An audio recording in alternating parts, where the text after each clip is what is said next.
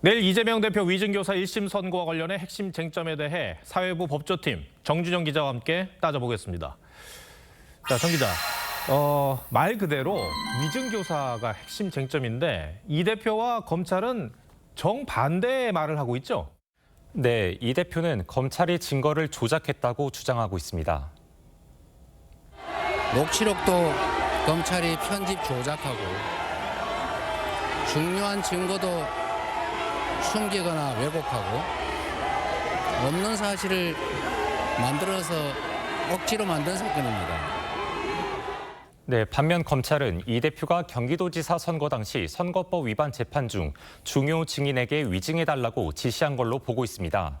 이 대표는 2018년 12월 2번 고 김병량 성남시장 비서였던 김진성 씨와 통화했고 이 녹취가 핵심 증거입니다. 누가 이제 KBS랑 연결했을지 모르는데 일정이 아마 애매할 수는 있을 거예요. 그런 얘기를 들었다고 해주면 되죠. 김진성 씨는 재판에서 위증했다고 인정을 했죠? 네, 김 씨는 이미 재판에서 초기부터 위증 사실을 자백했습니다. 검찰은 이 증언으로 이 대표가 2020년 선거법 위반 사건에 대해 무죄로 확정됐고 이후 대선에 출마할 수 있게 됐다는 점에서 중대한 범죄라고 보고 징역 3년형을 구형했습니다. 반면 이 대표는 김 씨의 자백이 검찰의 압박 때문이라고 주장하고 있습니다. 이 대표가 고의로 위증을 지시했는지도 핵심 쟁점 아닙니까? 네, 맞습니다. 검찰은 이 대표가 성남시와 KBS 간에 자신을 검사 사칭 사건의 주범으로 몰려는 협의가 없었음을 알고도 거짓 증언을 시켰다고 보고 있습니다.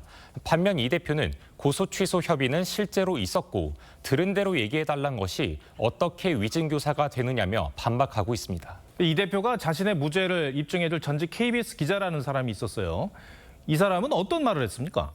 네, 이 대표는 당시 성남시를 출입한 KBS 이모 기자가 자신에게 KBS와 김병량 시장 사이 고소 취소 협의 사실을 알려줬다고 주장했습니다.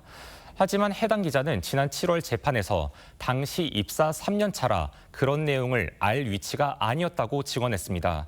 당시 최 PD의 상사였던 KBS 기획제작국 국장과 부장, 차장도 최 PD가 구속될 때까지도 검사 사칭 사실을 몰랐기 때문에 고소 취소 협의 자체가 불가능했다고 증언했습니다.